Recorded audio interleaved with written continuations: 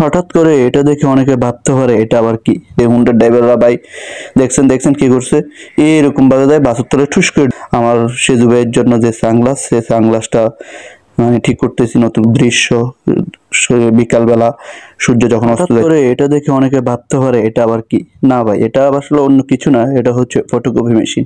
অনেকেই বুঝে গেছে নাম দেখে, এটা একটি বড় ফটোকপি মেশিন। আর আমি আর আমাদের কাউসার মোটামুটি এখন ভালো অটো চালা। তো যাই হোক, আমি আর কাউসার রীতিমতো লাকসাম চলে গেলাম কুরিয়ার সার্ভিসে। সেখান থেকে আমাদের মালটা রিসিভ করলাম এবং মাল রিসিভ করে আমরা আবারও লাকসাম থেকে ব্যাক করতেছি। এই যে লাকসাম বাজার বর্তমান অবস্থা, ফের এখানে একটা জ্যাম লেগে গেছে। তো আমরা জ্যামের মধ্যে দাঁড়িয়ে গেলাম, কারণ বোঝেন তো লাকসাম বাজার মোটামুটি অনেক বড় একটা বাজার, কুমিল্লার পরে কিন্তু লাকসাম বাজার বর্তমান তুলনা করা হয়। আর এই যে হুন্ডার ড্রাইভাররা ভাই দেখছেন দেখছেন কি করছে, এরকম ভাবে যায় বাসের তলে ঠুস করে ঢুকিয়ে যায়, ঢুকিয়ে পরে মা বাপকে টেনশনে ফেলায় দেয় অথবা কান্নাকাটি শুরু দেয়। যাই হোক, আমরা সবকিছু শেষ করে এদিক দিয়ে লাকসাম বাজারের মধ্যে এসে আমার সেজু ভাইয়ের জন্য যে সানগ্লাস, সে সানগ্লাসটা মানে ঠিক করতেছি। নতুন করে একটা সানগ্লাস নিব, সেটা আসলে মাপজোপ দিয়ে কাটতেছে যাতে করে সুন্দর হয়, কারণ প্রত্যেকটা জিনিসের কিন্তু একটা সৌন্দর্য আছে। তো ভাই সুন্দর করে খুব সাবলীলভাবে সানগ্লাসটা তৈরি করে দিতেছে আমারে। আর এদিক দিয়ে ওই যে আমার বড় ভাই এবং কালচার অটো নিয়ে দাঁড়িয়ে আছে, কারণ না দাঁড়িয়ে থাকলে আমি আবার কীভাবে যাব, সেই কারণে তারা কিন্তু আমার জন্য দাঁড়িয়ে রয়েছে। তো যাই হোক, আমাদের কাজকর্ম শেষ করে কিন্তু আমরা আবার রীতিমতো রওনা দিলাম। এখন আমরা লাকসাম বাজারে মানে মোটামুটি শেষ দিকে চলে আসছি, কারণ লাকসাম বাজার কিন্তু ছোটোখাটো বাজার না। আর লাকসাম বাজারের সবচেয়ে বড় মানে অনিরাপদ যে রাস্তা, সেটা হচ্ছে লাকসাম বাজারের রাস্তা। কারণ হচ্ছে এখানে প্রচুর বাস, আর বাস কিন্তু এগুলো নিয়ম মেনে চলে না, অনিয়ম গণতান্ত্রিকভাবে চলে। এই যে দেখুন উপকূল, মানে নিজের মতো করে তারা কিন্তু চলে, তো একটু সাবধানভাবে চলতে। আর এই যে অপরূপ দৃশ্য বিকালবেলা সূর্য যখন অস্ত যাইতেছে লাকসাম থেকে, খুবই সুন্দর এবং নিদারুণ সুন্দর দেখা যাচ্ছে।